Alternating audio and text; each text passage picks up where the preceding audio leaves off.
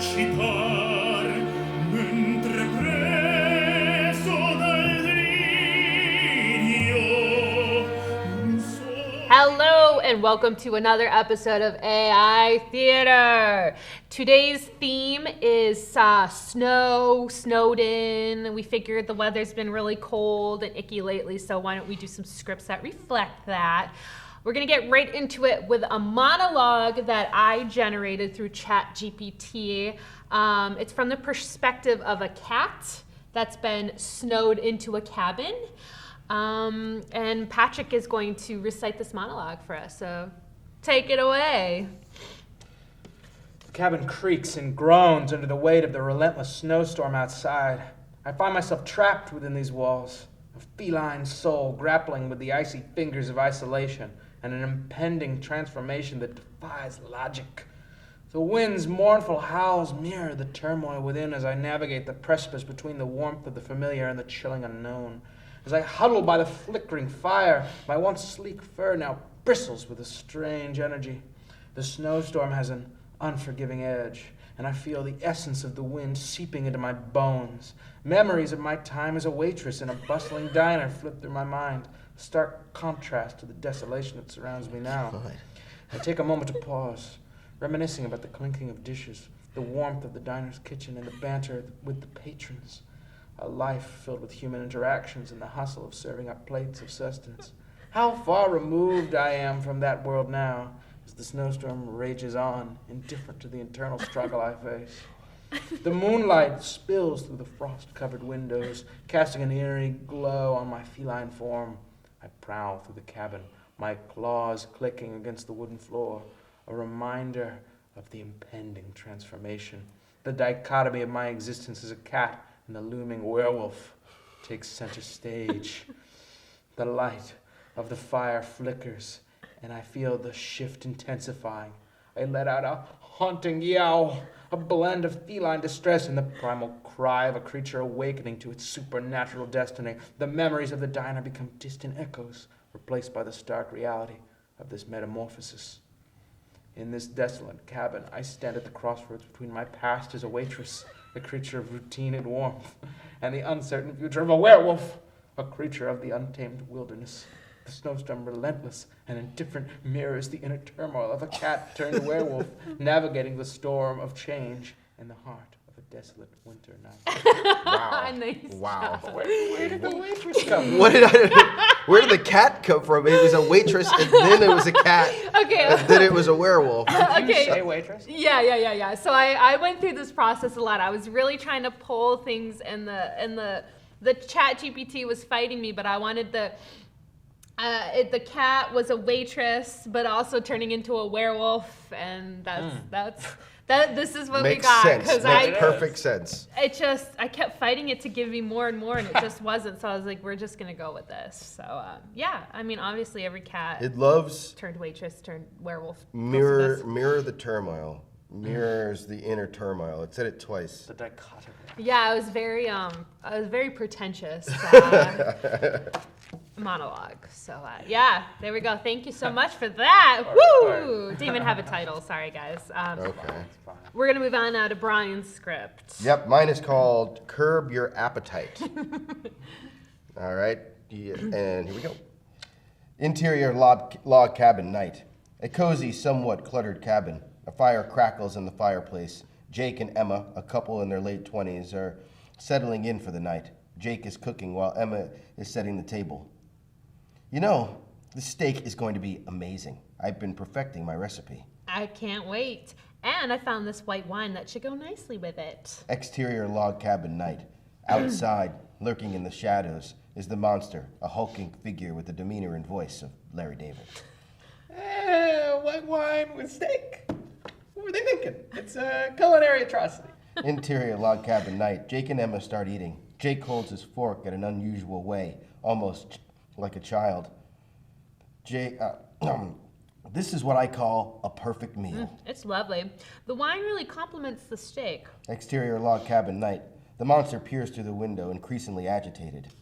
Look at that fork hold. It's barbaric. And they think they can enjoy steak with white wine? Am I in some sort of alternate universe? Interior log cabin night. Emma spills a little wine and laughs it off, but Jake seems slightly annoyed by the mess. Oh, you're as graceful as ever. Oh, hush, it's just a bit of wine. Exterior log cabin night. The monster shakes his head in disbelief. Now, there's wine on the floor. This is a disaster. Do I even want to eat with these people? It's like they're trying to put me off. Interior log cabin night. Jake gets up to clean the spill. Emma playfully rolls her eyes. You and your cleanliness. Someone has to maintain some standards around here. Exterior log cabin night. The monster ponders, looking more conflicted. Okay, the guy likes cleanliness. That's a point in their favor. But still, the wine and the fork, can I really overlook these things? Interior log cabin night.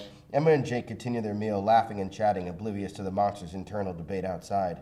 Interior log cabin living room night. Jake and Emma move from their dinner table to a cozy couch in front of a TV. Jake holds up a DVD case of The Notebook. You're going to love this. It's a classic. I didn't take you for a romantic movie type. I'm full of surprises. Exterior log cabin night.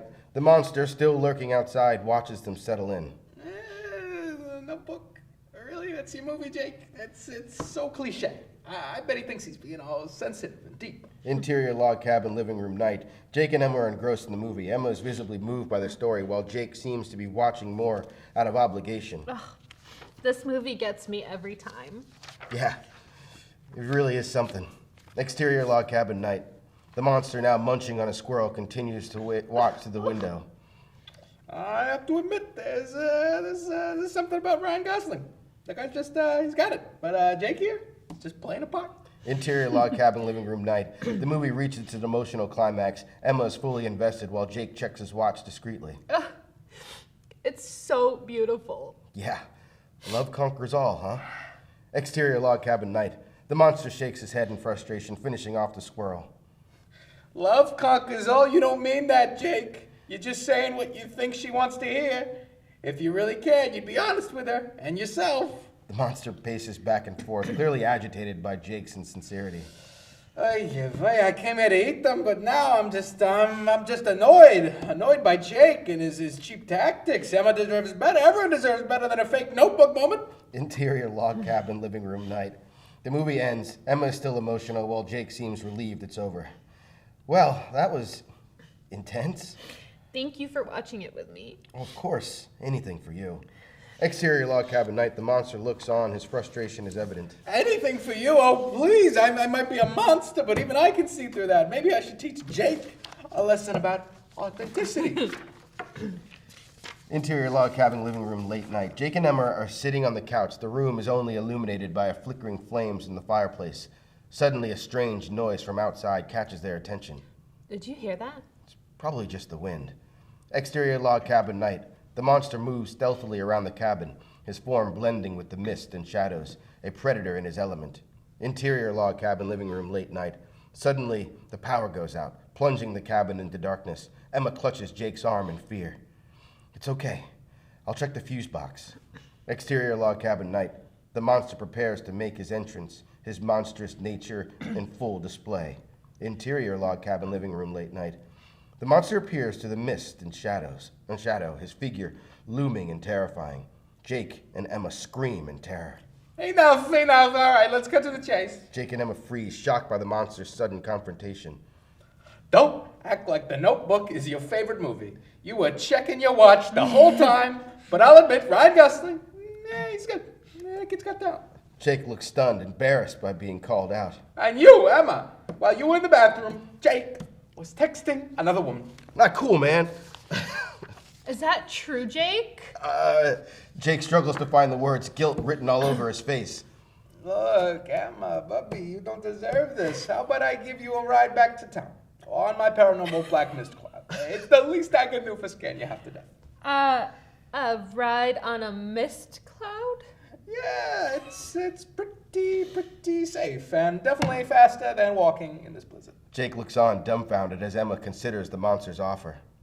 Yeah, I'll take that ride. The monster extends a hand, and a swirling black mist forms into a cloud. Emma steps onto it, casting one last disappointed look at Jake. Maybe next time be a bit more genuine, huh? As Emma and the monster depart on the mist cloud, Jake is left alone in the dark cabin, reflecting on his actions. I like that. I actually like the ending to that a lot. I think that's hilarious. He didn't even eat anyone. He's just like, hey. He's just disappointed with what's going on. Has a black mist cloud. I like that. That's very funny.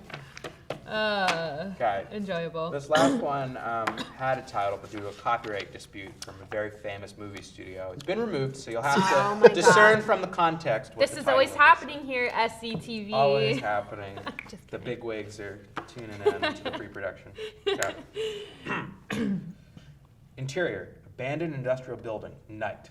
Dimly lit and echoing with the sounds of dripping water. The abandoned building stands as a backdrop for an unexpected meeting. At the center of this desolation stands fat guy with a top hat, a mysterious and imposing figure. He clutches a gnarled cane, his silhouette creating an eerie presence.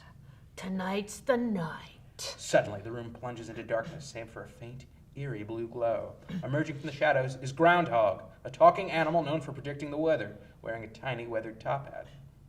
You called, fat guy? I've been hearing things, Groundhog. Whispers in the underground. They say you've been making a lot of predictions. Groundhog slowly inches closer, his tiny paws tapping on the dusty floor. Predictions, huh? A talking groundhog's gotta make a living somehow. You're playing with fire, rodent. People are placing their bets, their livelihoods on your words. You could cause chaos. Groundhog circles fat guy, his movements fluid and unpredictable. Chaos can be quite profitable. I've got my own hustle, fat guy. You think you're the only one with secrets? Fat guy's grip tightens on his cane, the tension in the room palpable. We're dancing on a fine line here, Groundhog. You predict the weather. I make sure things stay in balance. Balance? Is that what you call it? Extortion, manipulation, or just greed? Fat guy's anger flares and he steps closer to Groundhog, the two almost nose to nose. You're on thin ice, Groundhog. I suggest you start telling people the truth or... Or what? You'll toss me into a pot of stew? The room seems to pulse with tension, both characters locked in a silent battle of wills. You got one chance to set things right. You know what they say, fat guy. Don't kill the messenger. As the two characters stare each other down, the tension between them remains unresolved, leaving the fate of the weather predictions and balance of power hanging in the balance. Interior, abandoned industrial building, rising sun. The room remains shrouded in darkness and the atmosphere is heavy with tension. Fat guy, now battered and defeated, bleeding out, lies on the floor, gasping for breath, his gnarled cane out of reach. Groundhog stands triumphant, looking down at his adversary with a mix of indifference and disdain. You see, fat guy, you humans are always preoccupied with your little games, your power struggles, and your greed. But I don't care about any of that. That guy struggles to speak, his voice barely a whisper. You don't understand. The world, global warming. I don't care about global warming or your fancy theories about climate change. You humans brought it on upon yourselves. You don't need the weatherman to tell you which way the wind blows. Groundhog's words are cold and unfeeling as he watches Fat Guy's life slipping away. There will be 6 more weeks of winter, just as it's always been. Nature has its way of balancing things out. Fat Guy's breathing becomes shallow and his eyes lose focus. Groundhog's tiny weathered top hat casts a long shadow over the dying man. Your kind, with all your concerns and worries, will continue to chase your tails. Meanwhile, I'll go on predicting the weather and letting the seasons unfold as they should. Fat Guy takes his final labored breath and his eyes close as life escapes him. Groundhog steps away from the fallen figure, his indifference absolute. The fate of the world, as it pertains to weather predictions, remains firmly in Groundhog's paws. Exterior, abandoned industrial building, night. Groundhog emerges from the darkened building, a tiny figure silhouetted against the dimly lit stairway. Slowly descends the stairs and finds a place to lie down. The rain begins to fall gently around him, creating a melancholic atmosphere. Groundhog gazes up at the overcast sky, the raindrops forming a delicate web on his fur. With a gravelly voice and a somber tone, he begins a long and intense monologue. You know, in the grand scheme of things, winter, it's just another cycle. A cold and unforgiving mistress. We humans, we fret about it, try to predict it, even fear it. but it's just a season. One of many that this world has seen and will continue to see. He pauses, his tiny chest rising and falling as he contemplates the vastness of existence. Winter, like life itself, is indifferent. It doesn't care about your plans, your hopes, or your despair. It sweeps in, unrelenting, and freezes everything in its path. And then it retreats, leaving behind the remnants of what once was. Groundhog's eyes reflect the weight of his words as he stares into the abyss. You humans, with your struggles and your stories, you search for meaning in the chaos. You try to find purpose in the frost and the thaw, but it's all an illusion. There is no grand design, no higher power guiding the seasons. He reaches out a tiny paw, letting a raindrop fall into a symbol of the transient nature of existence. Winter, like life, is just a series of moments, each as fleeting as the last. The only certainty is that it will come again, and sure as the sun rises and sets.